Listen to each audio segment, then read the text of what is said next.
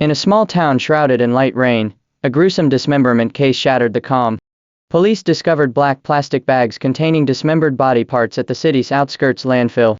The scene was nauseating.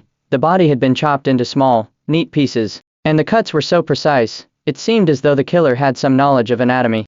Detective Captain Alex, leading the investigation, was under immense pressure.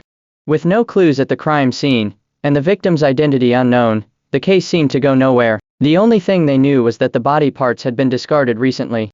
Alex and his team scoured the landfill area, but found nothing. Just as the investigation hit a dead end, the coroner delivered a new lead. The clothing fibers from the dismembered body contained a rare chemical substance used in specific industrial production.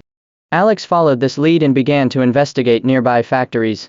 At a small processing plant, an employee recalled seeing a strange man wandering the area in recent days. Based on this information, the police created a composite sketch of the suspect and launched a citywide manhunt. However, before the suspect could be apprehended, another dismemberment case occurred at an abandoned warehouse. The method of the crime was eerily identical, with the victim's identity still unknown and no fingerprints or other clues at the scene. The only trace found was a single drop of blood, which was not from the victim. DNA testing revealed that the blood belonged to someone who did not match the previous suspect, adding to the case's growing mystery. As the investigation deepened, Alex discovered that both victims had been to the same hospital. He visited the hospital and reviewed their medical records, finding that both had been treated by a surgeon named Victor Crawford. Alex and his team visited Victor's home, only to find that he had vanished.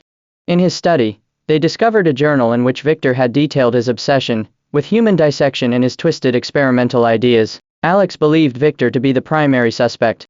But just as the case seemed to point toward Victor, another dismembered body was discovered in a rural forest. Alex arrived at the scene and found that, although the victim's clothing fibers contained the same chemical substance, the method of dissection was different from Victor's. Further investigation revealed the shocking truth. Victor had a mentally ill brother, who often mimicked his behavior. Upon discovering his brother's obsession with dissection, Victor had attempted to intervene, only to be killed and dismembered by him. To cover up his crime, Victor's brother continued to replicate his actions, creating a series of false dismemberment cases to confuse the police. In the end, the killer was apprehended, and the small town was left in shock. The truth behind the dismemberment cases was far more horrifying and gruesome than anyone had imagined.